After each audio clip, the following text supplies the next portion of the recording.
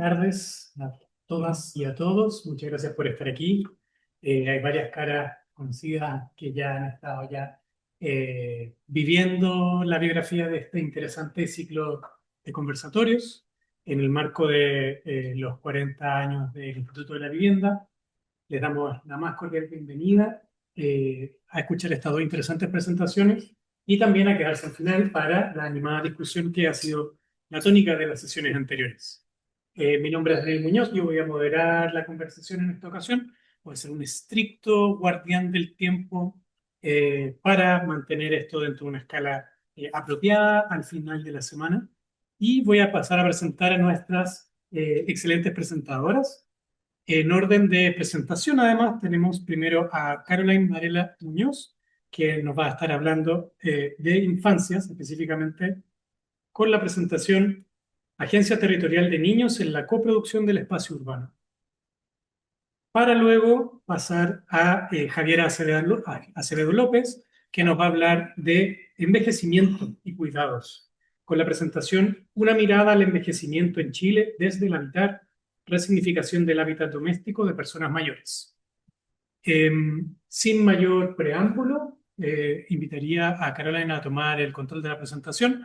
Vas a tener 15 minutos para esto. Obviamente hay algo de laxitud en caso que necesites ir terminando. Cuando ya vaya quedando un poquito rato, yo te puedo avisar si te parece. Ya, muchas gracias. Y luego pasamos a tu presentación, Javiera, para reunir todas las preguntas al final de las dos presentaciones. De hecho, si tienen preguntas que engloben ambas presentaciones, entendiéndolas como parte del eje temático del ciclo de vida, eh, mejor todavía para hacer ese tipo de conversación tras presentación. Pasamos Ya, entonces a... muchas gracias Daniel y Javiera y a todos.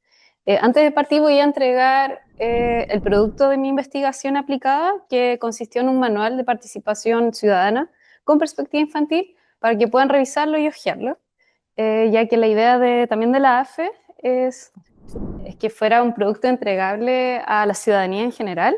Y también quiero entregar parte de la información que recopilé con los niños, que son dibujos varios que reflejan parte de su mirada. Eh, Siguiente.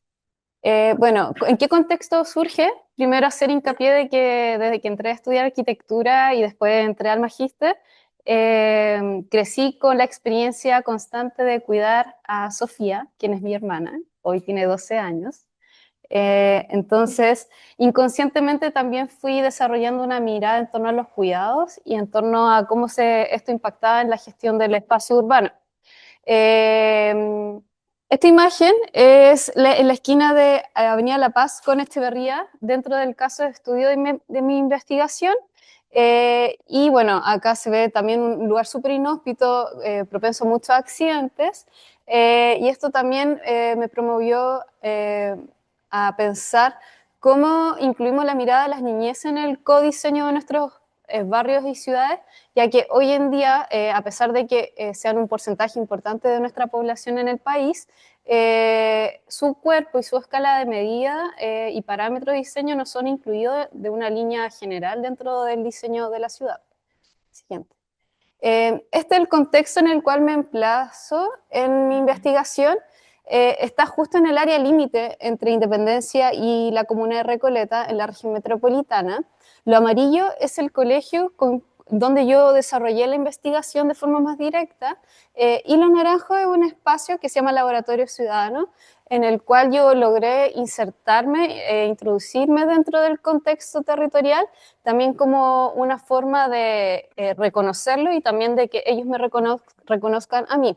Es un sector súper complicado de la ciudad, ya que como es área límite, ninguna administración local se hace cargo de las problemáticas sociales, urbanas y territoriales, y por lo tanto aún menos son consideradas las niñeces dentro del diseño del espacio. Siguiente. De forma simultánea, en el cual se desarrolló este proceso de reconocimiento mutuo en el territorio, se desarrolló un fondo de protección ambiental a través de unos talleres de educación medioambiental con el colegio George Washington, que se mostraba en la imagen anterior.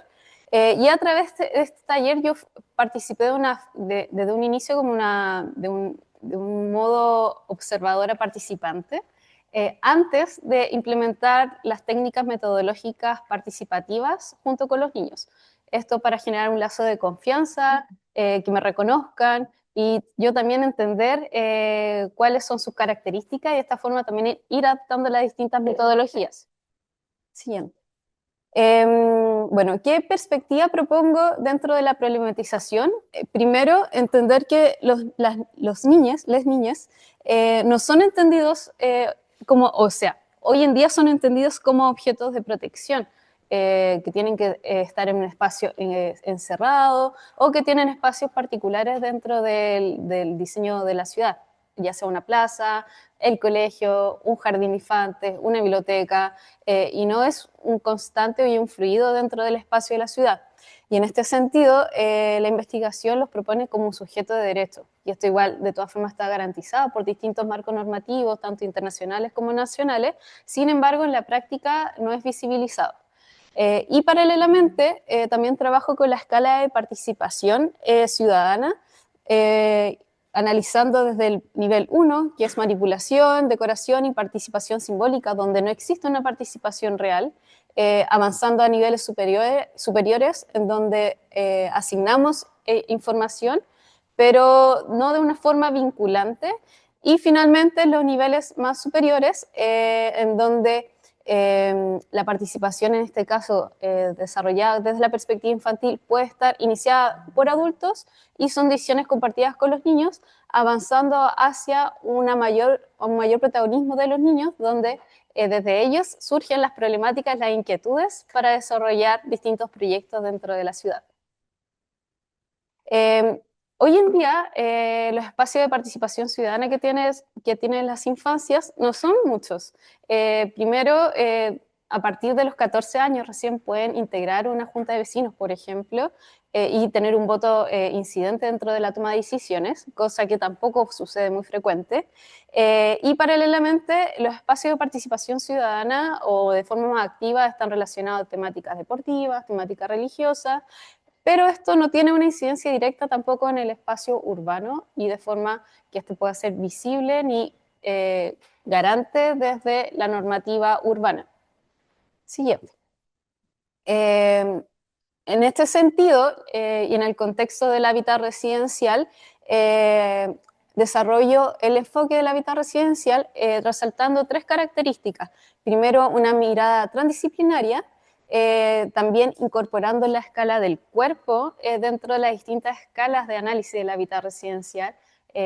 Usualmente hablamos de la vivienda, el barrio, el entorno inmediato, pero acá empiezo a entender que la escala del cuerpo también es un territorio que es afectado mutuamente con otros cuerpos y este también va incidiendo en cómo se modifica y se pone en tensión la configuración del espacio urbano.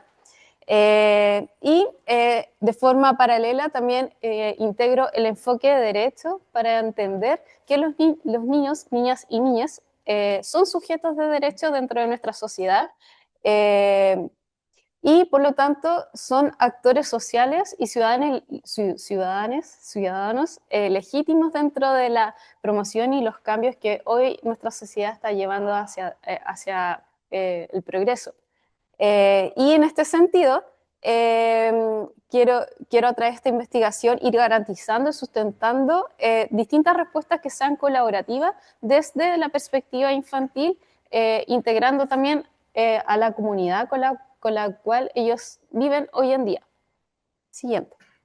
Entonces, algunas de las preguntas que me movilizaron dentro de la investigación aplicada fue primero cómo visibilizar la agencia territorial de los niños en sus territorios y barrios, y también cómo la planificación urbana y también el codiseño de los barrios reconoce el rol agencial de los niños. Perdón que me confunda con el tema de los pronombres, es algo bien complicado, pero trato de integrarlo dentro del discurso. Bueno, acá hay fotografías de parte de los talleres que realizamos con el colegio George Washington, en donde no solamente trabajamos en el interior del colegio, sino que también nos empezamos a vincular con otros espacios del barrio. ya mencioné el laboratorio ciudadano, pero también las aceras, las platabandas, que hoy en día son espacios que están subutilizados o que son receptores de distintas problemáticas medioambientales. Entonces, a través de más o menos una forma sintética de explicar cómo se desarrolló la investigación en el contexto del magíster, primero inicié realizando una recopilación de los distintos antecedentes, construyendo también un marco conceptual con el cual yo me iba a situar dentro del contexto técnico y territorial, y avanzando hacia la construcción de un marco metodológico y el ajuste de estas técnicas metodológicas desde una investigación de acción participativa para finalmente implementar una metodología adaptada en el caso de estudio. Y en este proceso también de construcción de mi investigación aplicada o actividad formativa equivalente, identifiqué que lo que se vincula más y que puede tensionar y puede ayudar a visibilizar la agencia territorial de los niños es una investigación acción participativa, ya que cambia primero la relación entre sujeto y objeto, es decir, entre el pensamiento experto y el objeto de investigación, y avanza hacia una relación de sujeto y sujeto, una forma más bidireccional de generar conocimiento y también de aplicarlo. Por otra parte, la investigación acción participativa inicia desde las distintas demandas de los niños en una condición que es necesaria para que ellos sean los protagonistas de estas modificaciones en el espacio. Y también la investigación acción participativa articula la reflexión con la acción directa en el territorio, comprendiendo la realidad social como un total que es transdisciplinario, es decir, también nos relacionamos con otra disciplina, la arquitectura también se relaciona con la pedagogía, con la sociología, también con la educación medioambiental en este caso, y también plantea un proceso que es vía movilizadora y de emancipación de los niños. Es decir, que ellos sean reconocidos en su contexto social y comunitario como un agente activo que tiene voz y voto y manifestación dentro de las decisiones que se lleven a cabo. Siguiente. Entonces, como producto, diseñé este manual de participación ciudadana con perspectiva infantil, que lo nombré Niños Acción, que consta de una portada. La portada tiene indicaciones generales de cómo usar el manual, y también dentro de este manual tiene 4 cuadernos de trabajo con distintos talleres. El taller 1, que es mapear el barrio, el 2, dibujar el barrio, el 3, soñar el barrio, y el 4, construir el barrio. Este manual lo diseñé pensando que puede ser replicado en distintos contextos y obviamente un manual que tiene que ser adaptado según las características de cada barrio. Siguiente. Estas son fotografías de los del primer taller que implementé, donde el producto final fue una cartografía participativa, identificando elementos seguros, inseguros, elementos a reforzar y otros elementos a cambiar dentro del contexto inmediato del Colegio George Washington. Y acá hay fotografías en terreno donde utilizamos globos de colores como un elemento lúdico para que sea atractivo y más reconocible para los niños y con los niños a través de dinámicas de juego. Siguiente.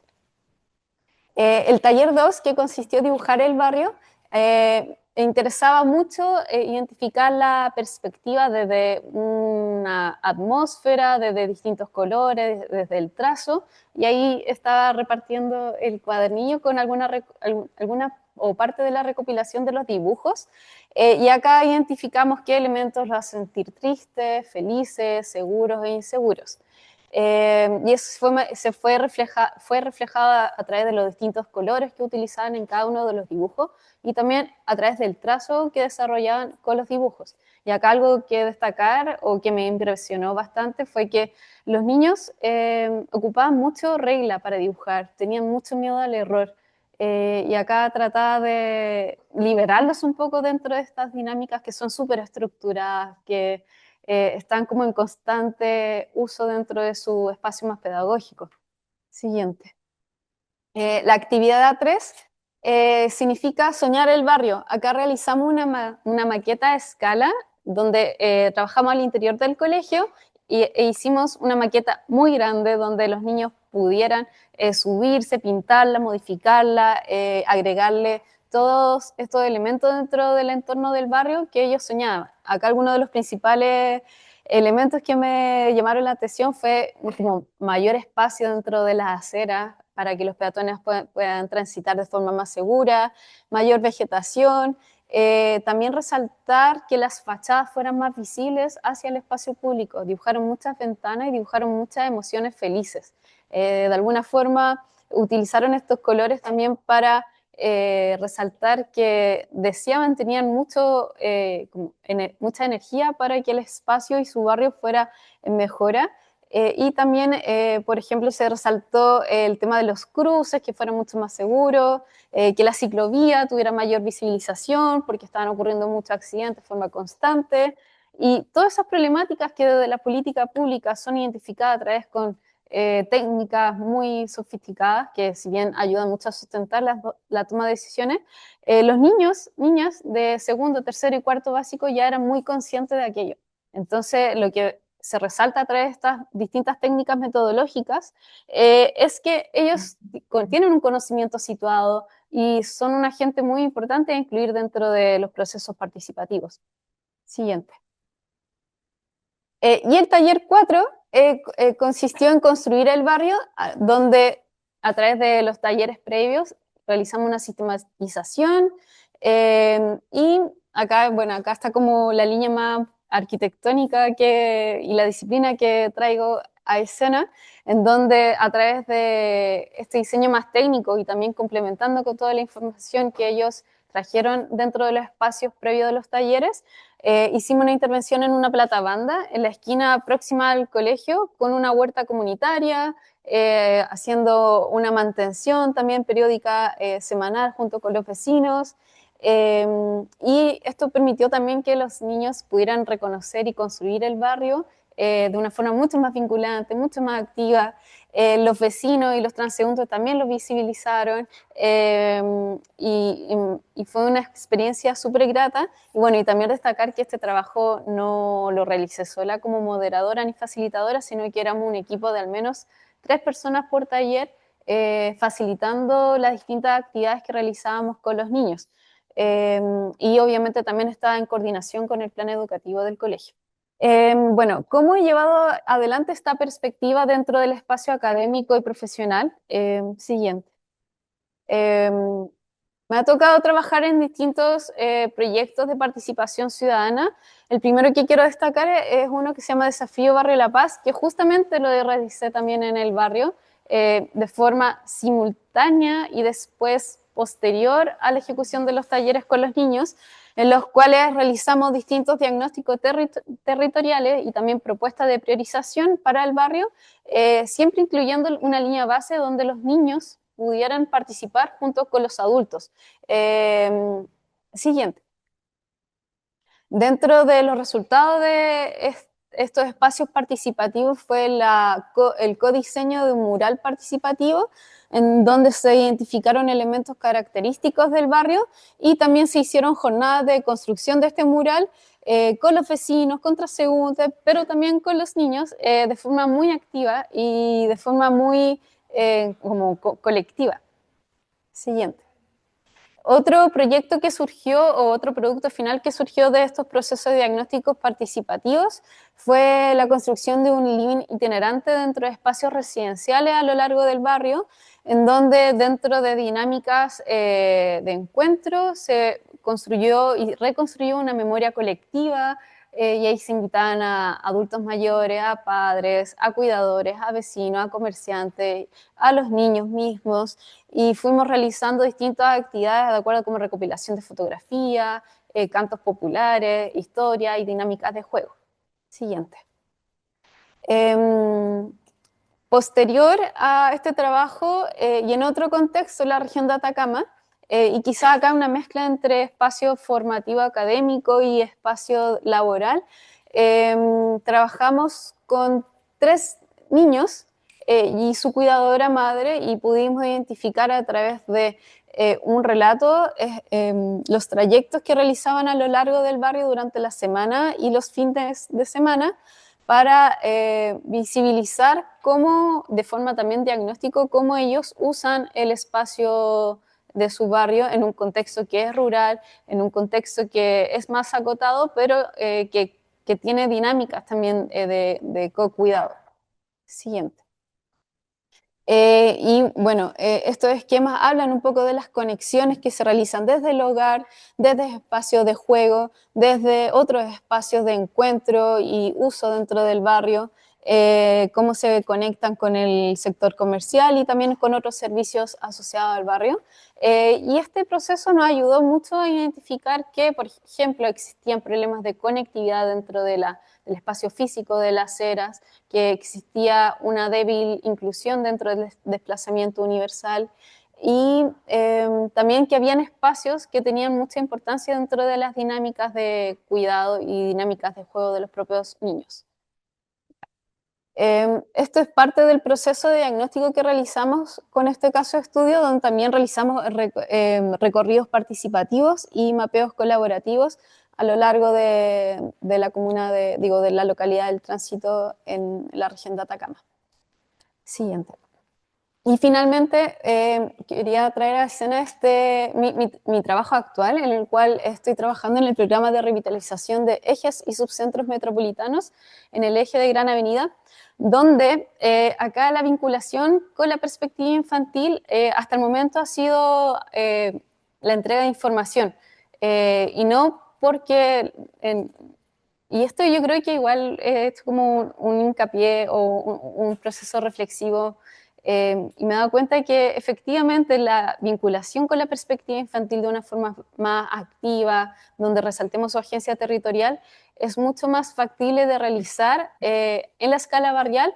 Y traje este ejemplo porque es un proyecto y un programa que se trabaja de forma intercomunal, en donde la vinculación con las infancias por el momento ha sido de forma informativa o también de una forma de generar una vinculación, por ejemplo, con sus cuidadores, pero hasta el momento solamente para entregar una información y de forma simultánea para realizar un diagnóstico a través de cómo ocupan ellos sus espacios, pero no destacando o promoviendo esta agencia territorial directamente con la infancia.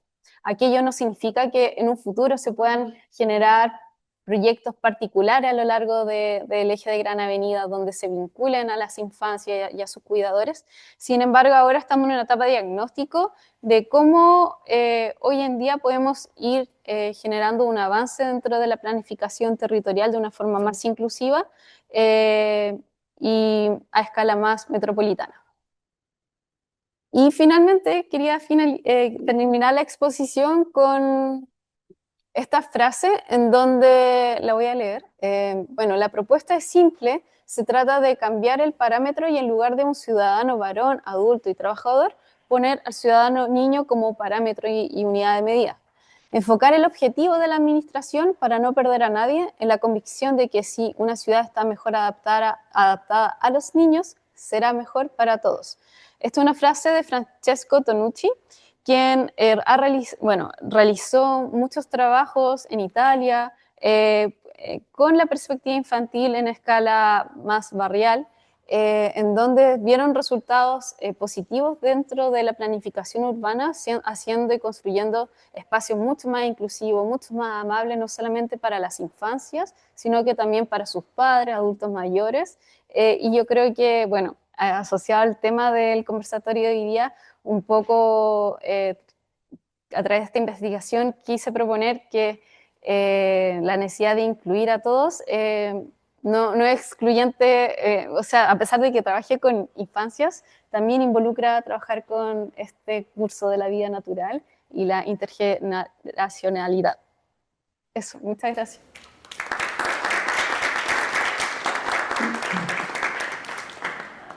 Muchas gracias, Caro, por esa presentación tan detallada y también por traer estos materiales que espero que animen un poquito también la discusión, las preguntas después, que vienen después, que ahora vamos a escuchar a Javier Acevedo sobre envejecimiento, cuidado y hábitat. Bueno, yo realicé mi tesis entre los años 2020 y 2022, en plena pandemia. Por eso tuve bastantes cambios dentro de todo el proceso. Ya. Yo a finales del 2019 tenía una tesis, ya aprobado el proyecto, iba a empezar en marzo del 2022 a hacer el trabajo de campo y no fue posible. Entonces tuve que reformular todo menos el tema. ¿Ya? Seguí con mi temática, que es adulto mayor, y llegué a esta tesis, que es una mirada al envejecimiento en Chile desde el hábitat, resignificación del hábitat doméstico de personas mayores que se mudaron a vivir con familiares, y hice un estudio de 3 casos en el Gran Santiago. Siguiente, por favor. Bueno, ¿en qué contexto surge la investigación? Como les comentaba al principio, siguiente, por favor. Estábamos en plena pandemia, primero, ¿cierto? Yo ya tenía los antecedentes, que era que el mundo ya veníamos con una transición demográfica mundial, donde la población estaba envejeciendo, es un tema, digamos, ser adulto mayor, ser viejo hoy. El alargamiento de la vida también como causa de dependencia, porque ahora nos hacemos más viejos, pero nos hacemos más viejos dependientes, ¿sí? Gracias a la medicina y los avances que tenemos, hemos avanzado en edad, pero seguimos con condiciones que aún necesitamos resolver, digamos, en nuestra vida ya más adulta. Y dentro de estas opciones que tenemos hoy, acá por lo menos en nuestro país, para responder a esto, a estos cuidados y necesidades que nos da la dependencia, tenemos ahora en Chile vivir solo como adulto mayor, porque hay adultos mayores que no tienen opción, ¿cierto? Viven solos. Vivir en un establecimiento de larga estadía, que a nivel nacional tenemos menos de 20 que son pagados por el Estado, a los que uno puede postular e ingresar si tiene una ficha cierto social de hogares baja, pero que te tienen que llamar. En el fondo tienes que estar en la lista de espera porque están colapsados, y los demás ya son pagados y tampoco les dan las pensiones para entrar a los adultos mayores si no tienen una red de apoyo que les pueda costear esta vida. Y la tercera opción es que se van a vivir a la casa de un familiar, que eso también es muy común, que no pueden seguir viviendo en su casa solos, venden la casa y alguno de los hijos, algún sobrino, los acoge en su casa y comienzan a vivir juntos. Bueno, yo antes de la pandemia, mi primer proyecto iba a trabajar con los establecimientos de larga estadía y qué pasaba en este cambio de vida, ¿cierto?, de su casa propia a los establecimientos de larga estadía. Cuando estalla la pandemia, los establecimientos de larga estadía se sellaron. No tenían ninguna posibilidad de entrar a hacer una investigación ahí. Y me quedé con la tercera opción, que era vivir con familiares. ¿Qué pasaba en esa mudanza? ¿Qué pasaba en ese nuevo convivir con otros, cierto? Porque aquí tenemos la perspectiva de la persona que los recibe y de la persona que llega, que son completamente distintas, ¿cierto? Y me quedé con esa porque además, a nivel personal, tengo mis 4 abuelos, uno había fallecido ya en esta época, pero tenía 3 abuelos que estaban en esa situación, que estaban viviendo con sus hijas, ¿ya? Me quedé con esa opción porque era lo que podía hacer en ese momento también como investigación por todo lo que estaba pasando con la pandemia. Y lo que me llevó a muchas situaciones metodológicas y de inventar cosas para poder investigar a través de Zoom con personas que eran octogenarias, que no sabían ocupar computador, ¿cierto? Entonces tuve que apoyarme también en sus redes de apoyo con los que vivían para poder hacer la entrevista y también lograr, ¿cierto?, una intimidad con ellos en la conversación para que no estuvieran presentes sus cuidadores, porque si no tampoco íbamos a obtener la información necesaria, ¿ya? Pero al final de todo investigué, me demoré en hacer todas estas entrevistas a través de Zoom y de poder ocupar estas plataformas casi 2 años en hacer la investigación, y me titulé en el año 2022, ya como para contextualizar un poco cómo fue el proceso, que fue bastante complejo en términos metodológicos, pero también para mí dio bastantes frutos porque aprendí a hacer cosas que no sabía hacer hasta ese momento. Bueno, la formulación es, ¿qué pasa con el hábitat doméstico original? después de la mudanza, ¿ya? Que hay un quiebre en esa transición de vida, hablando del curso de vida, ¿cierto? Y mi foco aquí era, ¿hay resignificación o no hay resignificación de este hábitat doméstico original? Ahora, ¿por qué no utilicé el término hábitat residencial y el enfoque directamente? Lo utilicé en todos los trabajos a través del magíster, ¿cierto? Pero yo aquí no estaba buscando necesariamente eso. Lo que yo estaba buscando aquí era el simbolismo que había detrás del hábitat, el simbolismo que le daba a la persona directamente, ¿ya? Y el enfoque y el marco teórico que finalmente pude conformar fue a través del concepto de hábitat doméstico, porque los adultos mayores, al mudarse y cambiar desde su vivienda propia a la de un familiar, o también ahora ya me he dado cuenta a un establecimiento de larga estadía, tienen una trayectoria de vida que pasan de un hábitat residencial a otro, efectivamente, son dos distintos, pero no siempre pasan a un hábitat doméstico. Y ese es el punto del por qué no utilicé también hábitat residencial como enfoque acá, ¿ya? Me costó mucho, sí, no utilizarlo porque era el magíster de hábitat residencial. Me lo cuestioné mucho, pero no era lo que estaba buscando, entonces no lo utilicé. Ah, bueno, y otra cosa del contexto, yo pasé de una tesis que iba a ser muy política económica, porque iba a estudiar adultos mayores institucionalizados, ¿cierto? A una tesis que es muy sociológica. Yo no soy socióloga ni antropóloga, soy arquitecta, por lo que para ver toda esa parte del marco conceptual me apoyé en mi hermano, que es trabajador social, pero que también es egresado del magíster de hábitat residencial. Juan Pablo me ayudó con toda la parte ya más sociológica para poder hacer el marco teórico, porque yo estaba buscando algo que no sabía que iba a encontrar. ¿Ya? No sabía cómo armarlo en un punto, llegué a un punto muerto porque no tenía todas las herramientas de base, pero bueno, esto es muy interdisciplinario. Él me ayudó, me dio el punto que necesitaba encontrarle al caso, y logré terminar, digamos, el análisis, porque era lo que me faltaba para terminar. Bueno, mi pregunta de investigación fue, ¿cuál es la relación que existe entre el hábitat doméstico y los soportes configurados por los adultos mayores en el proceso de resignificación del hábitat doméstico luego de mudarse de su vivienda a la de un familiar? El objetivo, comprender la relación que existía entre este hábitat doméstico y los soportes configurados por los adultos mayores en el proceso de resignificación del hábitat doméstico luego de mudarse de su vivienda a la de un familiar. Siguiente, por favor. Bueno, ¿qué perspectivas propuse y problematicé?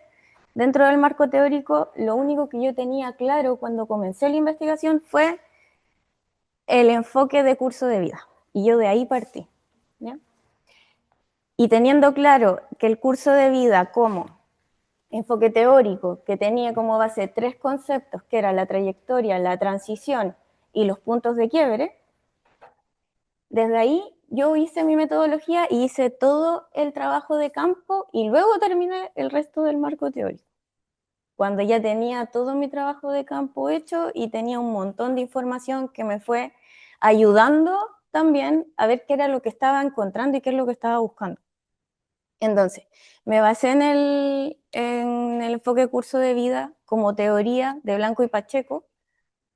Luego, en lo que nosotros entendemos por edad, que es una construcción social y cultural, ¿sí? Entendiendo que ser adulto mayor en Chile es completamente distinto a ser adulto mayor en otro lugar. Y que aquí hay un sentimiento de carga entregado de la sociedad hacia los adultos mayores y que ellos la han adquirido de esa manera, ¿ya? No es que ellos se sientan una carga per se o porque lo son, sino que nosotros les estamos entregando eso a través de entender que ser adulto mayor es no ser productivo porque estamos en un sistema que nos exige ser productivo. Entonces la vida socialmente y productivamente se acaba al ser adulto mayor, ¿ya? Luego ya llego a la concepción de hábitat doméstico y sus habitantes, entendiendo el habitar como prácticas en un tiempo y espacio determinado y el hábitus socioespacial de Giglia. Luego, espacio doméstico como lugar con límites indefinidos donde la expresión de los habitantes deja huella, entendiendo que el hábitat doméstico tiene que ver no solamente con las prácticas que nosotros podemos hacer en los espacios y donde el espacio pasa a ser lugar, sino que nosotros le damos símbolos y entregamos símbolos a estos espacios a través de los objetos también, y esos objetos son los que después voy comprendiendo que son los que sirven para adaptarnos y resignificar luego de un hábitat a otro, en el caso de los adultos mayores que se mudan. Y también hablo un poco de la gerontología ambiental, que es el proceso de adaptación y un poco la teoría que nos habla de esta adaptación de los adultos mayores a los distintos entornos, ¿ya?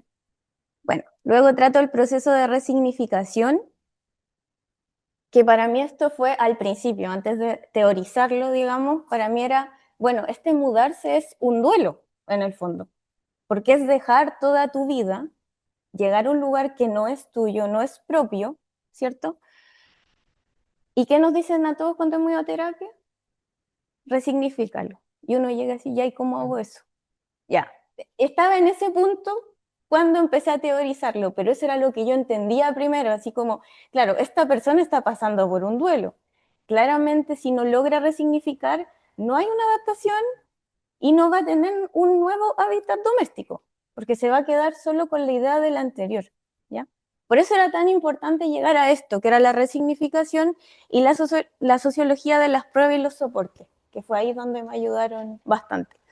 ¿Por qué? Porque ahí entiendo y le doy a este proceso de resignificación cómo yo resignifico, ¿ya? Y eso lo veo a través de la sociología de los soportes de Martuchelli, donde se propone y se dice, se establece que nadie se soporta a sí mismo y que todos nos soportamos en distintas cosas, ¿ya?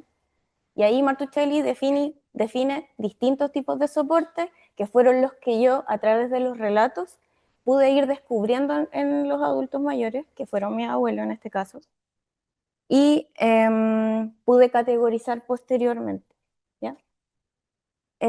Siguiente, por favor. Bueno, la metodología que utilicé fue un enfoque cualitativo biográfico, de carácter exploratorio y descriptivo. Hice entrevistas biográficas que duraron muchas horas por Zoom, más que presenciales, porque empezábamos con problemas técnicos, no entendían dónde tenían que mirar, se pegaban en la cabeza con la cámara, entonces fueron demasiadas horas de Zoom, digamos, en eso. Entrevistas semiestructuradas con las cuidadoras para poder también comprender cómo ellas estaban viviendo este proceso, que en este caso era una de mis tías y mi madre, las cuidadoras, y registros complementarios que utilicé, que fueron sus objetos simbólicos, que eso también lo mencioné en la tesis, donde todos tenían objetos simbólicos que eran muy importantes, fotografías que ellos seleccionaron de su vida, que también me fueron indicando qué cosas eran importantes y qué cosas no querían mostrar de su vida. Dibujos, por ejemplo, de sus viviendas anteriores, donde también uno entiende qué era lo importante de cada uno, porque me pasó con mi abuelo, que era un hombre y eran dos mujeres. Las dos mujeres dibujaban sus casas como en la fachada y cómo se veía, y si tenía dos aguas, una agua o no tenía agua, y le ponían mucho énfasis a eso. En cambio, el hombre dibujaba la planta, porque lo que le interesaba era cómo se movía adentro, porque él fue usuario de silla de rueda y de bastón toda la vida. Entonces, a través de los objetos y todos los registros complementarios, fui también dándole como más cuerpo a lo que eran los relatos y ir comprendiendo también cuáles eran estos símbolos que también me dieron los soportes, ¿ya? Finalmente. Los criterios de selección ya se los expliqué, fue un poco forzado por la pandemia, no fue tan selectivo ya.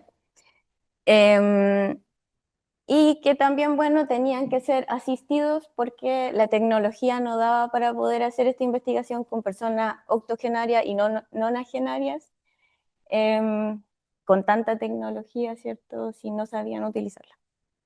Siguiente, por favor.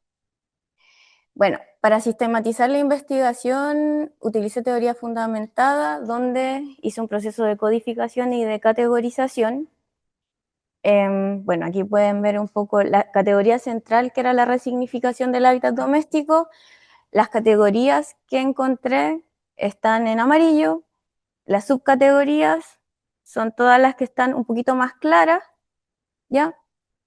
Y bueno, fue un trabajo de meses hacer esta parte, digamos, que fue el análisis de todos los relatos que teníamos.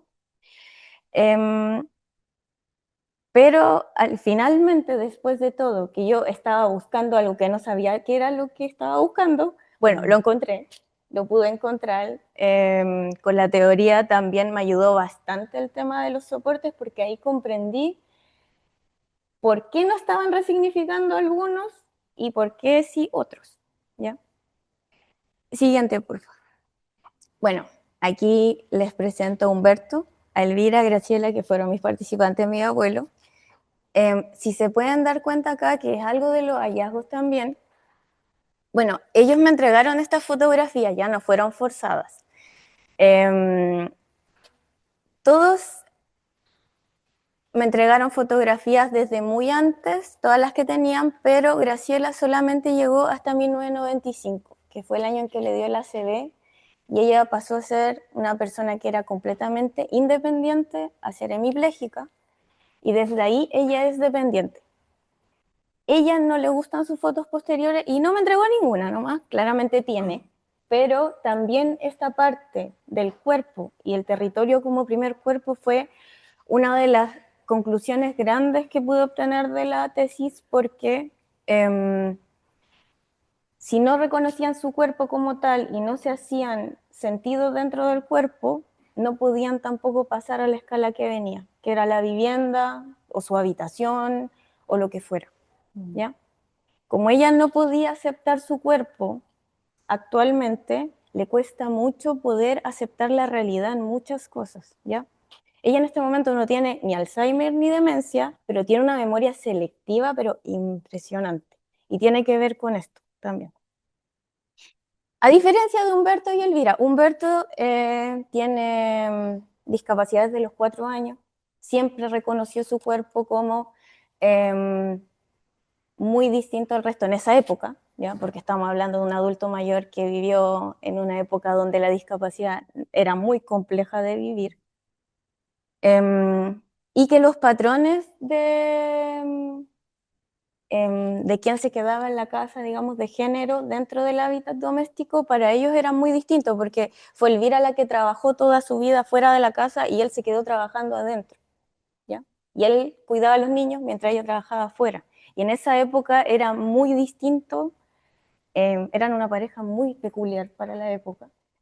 Y él también se reconoce a sí mismo muy distinto. Entonces, en las historias de vida también fui comprendiendo cosas, bueno, que yo no conocía hasta ese momento, aunque puedo ser muy la nieta, pero hay cosas que yo no tenía idea, lo descubrí en la investigación,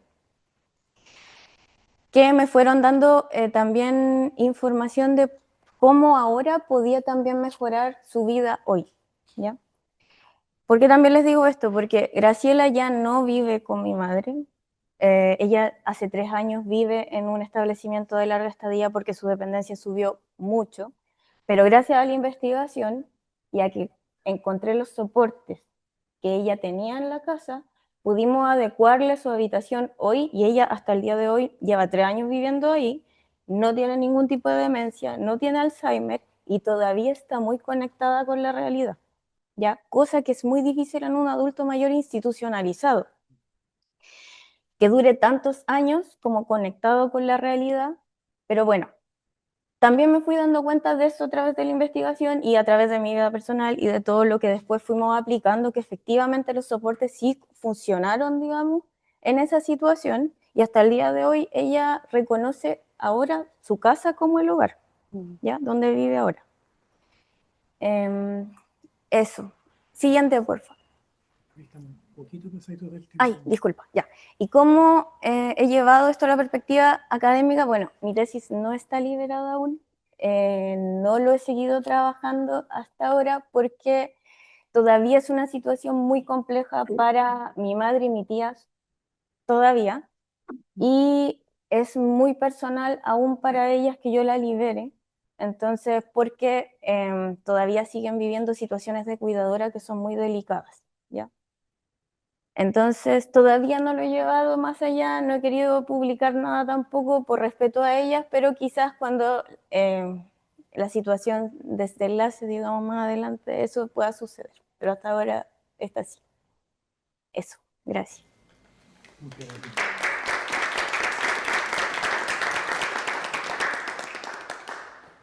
Muchas gracias a ambas por las presentaciones. Me imagino que estamos todos de acuerdo en que acá hay un montón de traslape, preguntas que pueden, digamos, convocar respuestas de ambas presentadoras.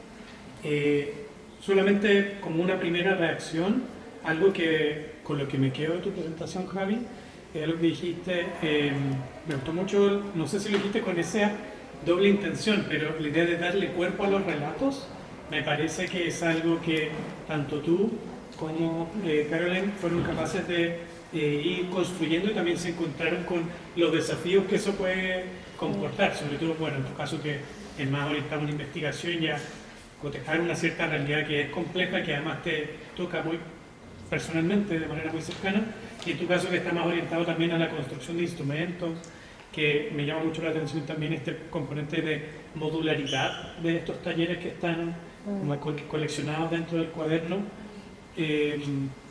Quería, quizás a modo como de, para abrir la discusión, poner al frente de ustedes el concepto de la interdependencia, porque me parece que aparece claramente en el caso de personas mayores que están entrando en una etapa de la vida o que ya están vivenciando una etapa de la vida en la que la dependencia y la independencia están tensionadas, ¿no? Y que además también están hasta cierto punto quizás negociadas con otros agentes, por ejemplo, cuerpos, eventos de salud, pero también la mirada de las otras personas con las que se convive. Entonces, un poco para ti, Javi, ¿cómo ves en ese caso si se construye de manera interdependiente quizás la comprensión de lo que es ser una persona mayor? Y en el caso tuyo, Caroline, el tema de la interdependencia, si tú ves que aparece también en el facilitar la emergencia de un discurso de la infancia, como personas que están quizás acostumbradas o que han sido quizás en buena parte educadas para considerar que su propia opinión es secundaria o que solo van a hablar cuando les dan la palabra y así sucesivamente. ¿Dónde aparece quizás o qué oportunidades ves tú detrás de la idea de hacer emerger interdependientemente un discurso infantil con la presencia de adultos y quizás juventudes de distintos segmentos, de distintas edades también, ¿no? Porque además es un grupo que no es homogéneo. Me imagino que en los talleres también te encontraste con ese desafío, ¿verdad? De tratar con niños de ciertas edades y después jóvenes o preadolescentes que ya están viendo las cosas de otra manera. Entonces, preguntarle a ambas, quien quiera tomar la palabra primero, y luego también abrir a la audiencia las preguntas, ¿cómo ven ustedes el rol de esta negociación con otros o la idea de una cierta interdependencia en el aparecer como personas válidas, apropiadas de un cierto territorio, de una cierta forma de vida? Ya, gracias.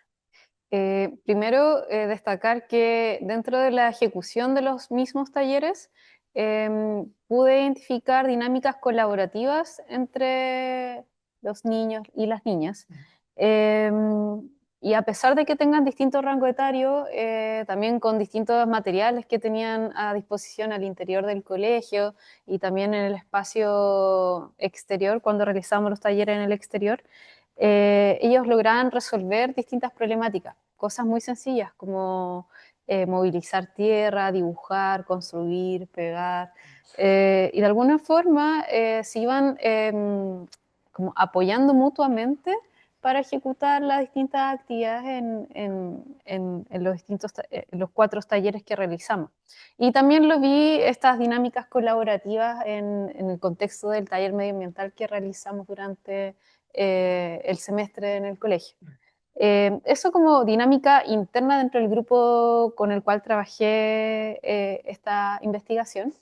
Y de forma como al interior del colegio y también en el contexto inmediato, entendiendo que hay un aparato residencial, está la escala del entorno inmediato y la escala del barrio, el hecho de hacer estos talleres en el espacio público también ayudó a que los mismos adultos pudieran reconocer el rol activo que tienen los niños dentro de problemáticas que son comunes. En este caso trabajamos temáticas medioambientales como gestión de residuos, cuidado de especies medicinales en el espacio público. No obstante, solamente queda como en la opinión de los adultos que son importantes, pero no existen acciones movilizadoras para visibilizar su agencia dentro de la construcción de los barrios. Entonces, también queda como desafío hacer como compromisos o acuerdos de, ok, sabemos que son importantes los niños y las niñas dentro del espacio urbano del territorio, porque reconoce las mismas problemáticas que todos estamos constantemente hablando, pero ¿cómo nos hacemos cargo también de aquello? De convocarlos y también de generar un espacio común y de encuentro. Que además, dentro de esta dinámica de interdependencia, construye comunidad, construye un conocimiento situado, y más allá de la normativa que pueda generar una participación ciudadana a partir de la junta de vecinos, a partir de espacios de sufragio electoral, también a través de esta investigación quiero destacar la agencia como un elemento movilizador para hacer cambios desde la misma ciudadanía. Sí, hay algo también interesante como el trabajo con la infancia desborda el mundo de interés de las infancias porque puede construir entornos que son de interés para toda la comunidad. Yo creo que es complejo hablar de la interdependencia en la adultez mayor a nivel social hoy, porque no solo la investigación, lo veo como en los espacios donde me relaciono hoy con muchos adultos mayores, sobre todo que están institucionalizados hoy. Hay estamos jugando mucho a nivel social el no poder movernos, el no poder ser independientes completamente. Entonces estamos invisibilizando mucho, todos digo en general, ¿no? Que claro, todos vamos para allá, porque todos vamos para allá, y que por más que yo diga ya, hoy puedo hacer esto, mañana voy a poder hacer un poquito menos, ¿cierto? Pero ese poquito menos que hago no me quita todo lo demás que sí puedo seguir haciendo. Y ahí también viene un poco la infantilización que tenemos hoy de los adultos mayores, ¿cierto? Porque el adulto mayor en general no te va a decir ni va a aceptar, no, es que hoy puedo hacer menos que ayer, entonces voy a pedir ayuda para esto. No, no es así. Él te va a decir siempre, yo puedo hacer todo solo. Y ahí viene uno del otro lado, es que no, porque yo lo estoy viendo, entonces te infantilizo y dejo aparte tu opinión, porque no es eso lo que yo estoy viendo. Pero no por eso podemos pasar a llevar esa opinión ni que esa persona lo siente de otra manera. Entonces ahí empezamos con un problema grave y infantilizamos y anulamos directamente y nos hacemos cargo como de todo lo que podría no hacer y de lo que podría hacer también. Y ahí estamos haciéndole un flaco favor porque al hacer cosas que pueden hacer aún las personas, le estamos quitando tiempo de hacer cosas, porque el hecho de que yo no pueda seguir ejercitando ciertas prácticas me las va a anular y va a hacer que definitivamente yo no las haga. Entonces, y eso lo he visto ya muchos años en los centros de larga estadía, porque en el centro de larga estadía hoy, ¿qué pasa? O también cuando uno cuida a un familiar, tú dices, no, yo lo hago por ti, listo, ya, porque tú no puedes, pero no le doy la posibilidad de que llegue hasta donde puede, y de ahí yo lo ayudo, ¿me entiendes? Y la persona también, después de que uno le sigue diciendo y le sigue diciendo, es que tú no puedes, va a creer que no puede. Y eso pasa, entonces le quitamos tiempo, le quitamos todas las prácticas que podrían hacer y que también lo tienen conectado al hoy. Entonces, le quitamos sus soportes, le quitamos las prácticas. Obviamente después tenemos un montón de adultos mayores que están perdidos de la realidad, que hablan incoherencias, porque nosotros mismos estamos logrando eso, ¿no? Al cortar todo eso. Una desconexión también como con el interés de cómo queremos vivir en un barrio o en un espacio doméstico. Exacto. Entonces, creo que podríamos hacerlo mejor.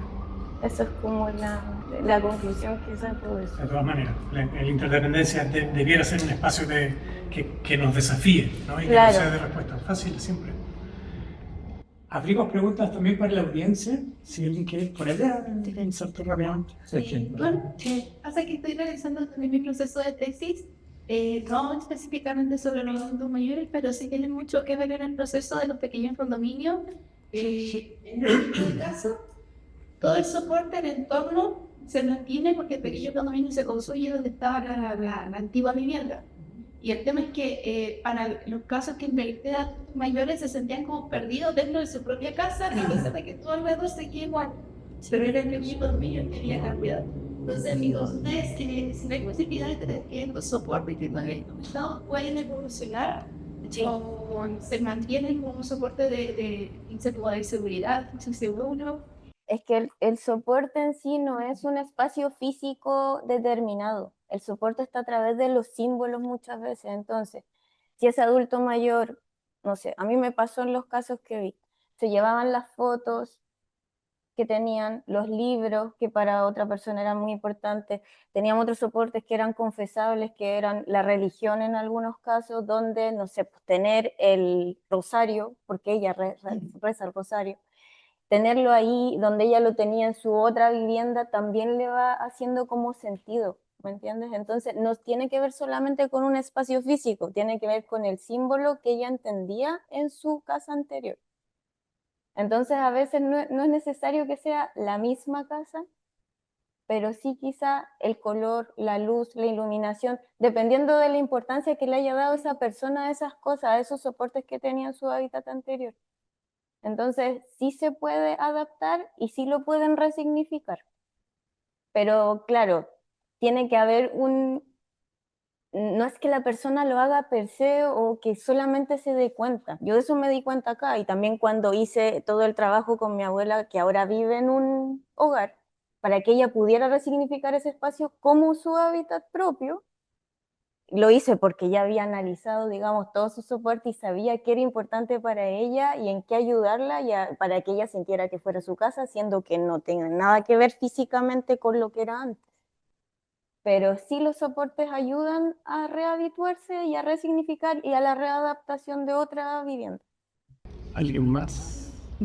Sí, bien. Muchas gracias a ambos por sus presentaciones, muy interesantes. Además, muy bonito ver lo que ocurre en la niñez, o sea, como estas experiencias de hábitat residencial, de generación de hábitat residencial en la niñez y de resignificación del espacio doméstico en la adultez mayor. Así que creo que fueron además muy bien elegidas, ¿verdad? Estas presentaciones porque nos muestran como estos dos como estadios de la vida. A ver, me gustaría preguntarles, ¿de qué manera ustedes vislumbran? Yo sé que, digamos que, claro, has tenido la oportunidad de seguir aplicando tu enfoque, digamos, en términos profesionales, pero ¿qué te imaginas? O sea, ¿cómo imaginas que puede evolucionar? No sé si tienes la intención, por ejemplo, de hacer alguna otra investigación o te vas a dedicar más al ámbito profesional. En cualquier caso, ¿cómo sientes tú que el enfoque que has desarrollado y la investigación acción participativa podría evolucionar en tu futuro académico profesional? Y Javiera, que declarabas que todavía no has continuado, digamos, con el uso de tu enfoque, ¿de qué manera tu teoría de los soportes piensas que podría evolucionar en términos investigativos? O sea, ¿cómo la podrías expandir o qué investigaciones te gustaría hacer en donde puedas seguir aplicando y desarrollando esta teoría? ¿Yo? A mí me gustaría seguir trabajando, pero con establecimientos, ahora sí, con establecimientos de larga estadía y ya hacer la investigación directamente en los establecimientos de larga estadía. Pero con la finalidad de, no sé qué hacer como producto, pero me gustaría tener un producto que pudiera ayudar a que todos estos adultos mayores que emigran, digamos, de sus viviendas o de las de familiares a un establecimiento de larga estadía y que no tienen ningún tipo de demencia y que solo se van, digamos, por un tema de dependencia física, pudieran seguir resignificando y pudieran seguir viviendo habituados, digamos, y no se perdieran por el hecho de que están completamente desconcertados fuera de su hábitat. Igual, fíjate que los soportes también son importantes para personas que tengan Alzheimer y otras demencias. Ah, sí, pero es que todavía no me meto directamente en trabajar con demencia y creo que es un mundo gigante. Entonces, claro, para poder tomarlo, a no ser que es con una tesis de doctorado, y claro, ahí sí tendría muchos años para hacer eso. Sí. Bueno, también es un campo en el que se está haciendo avances constantes el tema de la investigación inclusiva y desarrollo de metodologías para trabajar con demencia o discapacidad intelectual. Es un gran desafío. Ya. ¿En tu caso? En mi caso, se me ocurren muchas ideas. Primero, deseo mucho implementar el manual de forma completa, porque la experiencia que desarrollé la he logrado implementar, pero por partes, como, ya, según este caso y según esta temporalidad de X proyecto, he logrado implementar uno o dos talleres de los cuales yo adapté dentro del manual de participación ciudadana con perspectiva infantil. Entonces me gustaría lograr algún caso, algún barrio, tener algún vínculo para implementarlo. Ahí queda como desafío tanto profesional como académico. En el ámbito profesional, eh, eh, actualmente, bueno, y parte también de todo este proceso de investigación, me integré al Comité Ambiental Comunal de Independencia. Entonces, todos los años vamos viendo distintos fondos concursables, tanto públicos como privados, para levantar distintos proyectos asociados al medio ambiente. Entonces, yo creo que acá viendo para el próximo año hay posibilidades para desarrollar un proyecto en un barrio de la comuna también de Independencia, y ojalá incluir como línea transversal la perspectiva infantil dentro de la ejecución de este proyecto. Pero depende mucho de si nos logramos adjudicar el fondo o no. Esto pensando siempre en la escala de barrio cuando podemos generar una vinculación más directa con los ciudadanos y con las niñas en este caso. Dentro de una escala intercomunal y más metropolitana, eh, me gustaría, dentro del trabajo actual en el que estoy participando, lograr generar o promover una vinculación con espacios educativos, es decir, como distintos colegios, establecimientos educacionales a lo largo del eje de Gran Avenida, para realizar talleres en los cuales nos permitan generar una mirada mucho más integral e inclusiva dentro de un plan maestro más metropolitano. Sin embargo, eso ya no depende de mi disciplina directa, porque me estoy desarrollando de un espacio más técnico y no tan social. Sin embargo, dentro de este diálogo interdisciplinario puede existir este espacio también de compartir ideas, opiniones para la ejecución de un proyecto intercomunal. Y en el aspecto académico, eh, bueno, actualmente soy ayudante en un curso de pregrado en la facultad, en un curso de urbanismo, e intento ir transmitiendo a los estudiantes la importancia de generar un vínculo con la ciudadanía dentro de una línea de participación para la formulación de proyectos de arquitectura. Creo que hay una deuda súper grande dentro de la escuela de pregrado en arquitectura en torno a cómo nos vinculamos desde las bases para la ejecución y formulación de los proyectos, ya sea de espacio público o edificios u otros. Ya que, bueno, si bien un proyecto de arquitectura puede ser un ejercicio estético y espacial súper interesante, una experiencia alucinante, pero creo que hoy en día tenemos un rol social, un rol hacia bueno, distintos espacios territoriales, y aquello también existe un germen, una semilla muy potente de interés y de curiosidad de parte de los estudiantes, y creo que hay un espacio en el cual se puede gestar este vínculo con el territorio desde un ejercicio, ya sea en cursos teóricos y también en cursos prácticos dentro de pregrado. Y en línea de investigación, No lo he pensado. Recién retomé energías posterior al magíster, posterior a mi experiencia profesional, con el cual se pueda ir gestando otra idea en el futuro. Pero creo que es súper necesario, al menos desde mis intereses, ir complementando tanto el ejercicio práctico como el ejercicio académico. Mantener ese equilibrio siempre es un desafío, pero al menos en el ámbito como más profesional y de la planificación, hoy día vamos a entrar en un nuevo marco con la nueva política que también espera más trabajo de este tipo. Totalmente. Entramos en un nuevo escenario también. ¿Alguna otra pregunta? ¿Cuándo vamos a tener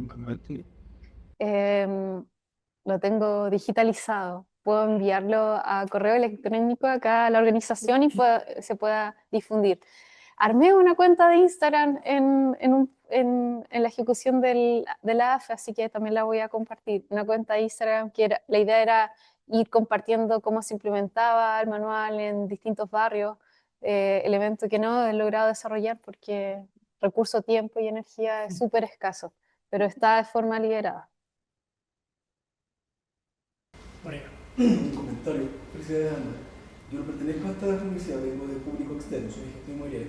Con respecto a la resignificación del espacio en el entorno de la gente mayor, tal vez precisamente ese punto de encuentro, esos recuerdos, esas cosas amadas, sus nietos, la primera comunión de un nieto o de su hijo, una boda, le gustaba el bolero, voy a escuchar a, no sé, a Armando Manzanero, puedo invitar a bailar a esa persona para que se mantenga más activa todavía. Me gustaba cultivar rosas, aun pesar que en el espacio pequeño y chiquitito, pero tengo un espacio como de unos cuantos metros cuadrados de tierra para poder hacer una jardinera, mantenerlo activo físicamente y cognitivamente, sobre todo, por lo más importante, porque tal como tú dices, esa persona se resiente de que fue el que nos va a pasar a la máquina a nosotros, ser totalmente activo, ir para donde a mí se me antojaba y de repente ver que ya no puedo hacer esas, y tengo que fijarme muy bien donde estoy caminando porque me puedo caer y me puedo quebrar, y las escaleras en el edificio no son lo suficientemente aptas para que yo suba, que no puedo salir solo porque en cualquier momento me pueden robar mi pensión o me pueden asaltar o un muchacho demasiado insolente se me tira encima y me puede botar. La ciudad en sí se torna un tanto agresiva y poco amigable para la gente mayor. Si ya lo es para uno, que es una persona joven, todavía, imagínate para una persona de 60, 70, 80 años, que por eso sale con una persona por el miedo, ¿ya? Por la dependencia, de no tener un accidente en plena calle. Por lo tanto, me parece que tú como hijo, como nieta, no sé si es una obligación, tal vez moral, pero sí incentivarlos a que esa persona tenga un contacto constante con la realidad actual y más encima con su pasado, que le incentiva a vivir todavía. Ya, claro, yo necesito una ayuda para meterme a la ducha, para cocinar, para hacer cualquier cosa, pero todavía puedo ser independiente para mantener ese tipo de recuerdos en mi vida, que me incentivó en el momento, que fue parte importante. Un tema aparte es asunto de la supongo que también para quienes están haciendo políticas públicas que parece que nunca son lo suficientemente buenas o son prácticamente inaplicables para la gente que los asiste, los cuidadores. ¿Ya? Sí. Me acuerdo que hace un tiempo atrás la doctora Cordero, que fue repudiada por esto, hablaba acerca de la enorme frustración de la gente que cuidaba a adultos, gente dependiente, era para los cuidadores. Poco tiempo, poca asistencia, poco incentivo económico de parte de la familia, que lo único que quiere es expandir. O sea, todos dicen, no, es que yo voy a hacer esto por mi mamá, es que voy a hacer esto por mi abuela. Y al final nadie hace absolutamente nada. Normalmente es una sola persona la que se hace cargo de todo, con todo el rendimiento económico que esto conlleva, emocional, espiritual, todo. Eso nos vuelve el tema también de la interdependencia, ¿no? Sí.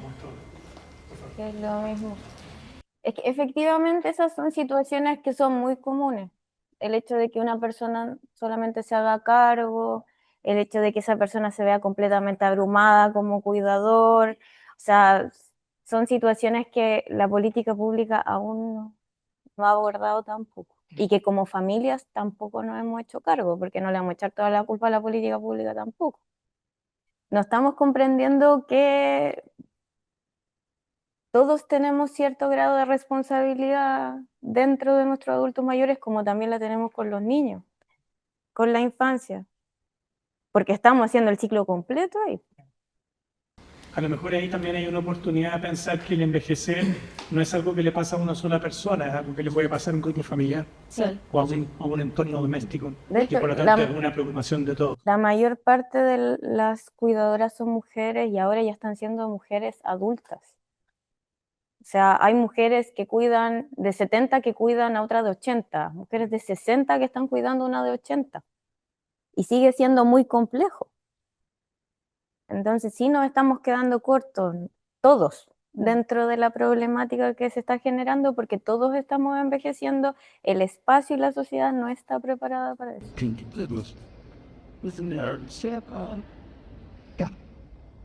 Parece que estamos más o menos satisfechos con la pregunta, nos queda en el tintero, algo así. Por favor, preparamos de test de aquí ingresando. Excelente. Un último aplauso para nuestra presentadora. Muchas gracias por las preguntas, las reflexiones.